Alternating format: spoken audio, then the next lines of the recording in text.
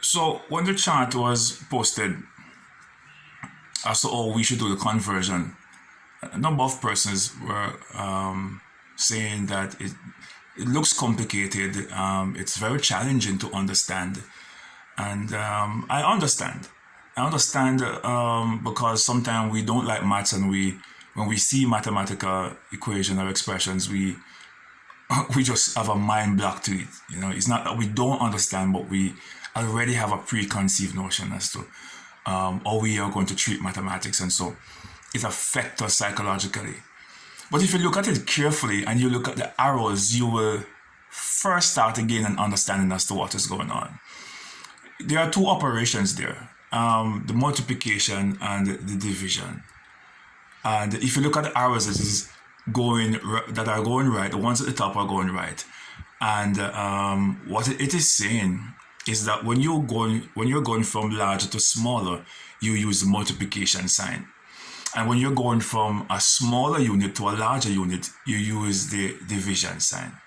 All right? If it's a smaller unit you're given, in this particular case where we have meter to kilometer, you will recognize on the chart that meter is smaller than kilometer. From this side is the highest, this side is the lowest. All right? So this is higher in unit value than these to the right. So when you look at the question carefully, you say 7 centimeter to millimeter. All right. 7 centimeter to milliliter, and you're saying to yourself, which is larger, which is smaller? All right, it is 10 millimeter make 1 centimeter. Okay, 10 millimeter make 1 centimeter. Which way is the arrow going? You're given centimeter to find millimeter. You're going from a larger to a smaller. It is saying that you should multiply. What are you going to multiply it by? Oh yeah, it's right here. It says 10. It says 10 of this make this. So if you want to find how much of this make this, you'll have to multiply it by 10. So we're going to say, okay, 7 times 10 equals 70. We're multiplying by the power.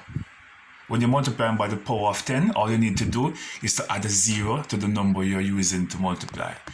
And there you have 1 0 and a 7 give you 70. So it is 70. We're moving from larger to smaller, so we multiply. From larger to smaller, you multiply. And it tells you what you should multiply it by if you look at the table carefully. Then we're going to find out 9,000 meter equal what amount of kilometer? What unit in kilometer? All right. We're moving from what? A large to a smaller, or a smaller to a larger? Meter, forget about the number for a minute. Try to focus on the unit measurement first. This is meter, this is kilometer. All right, meter. So if I'm going from meter to kilometer, it says I should divide. And if I'm going from meter to kilometer to meter, it is saying I should multiply. Okay. All right, larger to smaller, multiply. Smaller to larger, I need to divide. Where am I going? What direction am I going? Meter to kilometer. I look at the board and I realize that if I'm going from meter to kilometer, I'm moving from small to large, and so I must use a division sign. 1,000. And if you divide 1,000 into 9,000, how much would that give you? All right, it will give you 9. All right, 1,000 into 9,000 give you 9. And that would be your answer.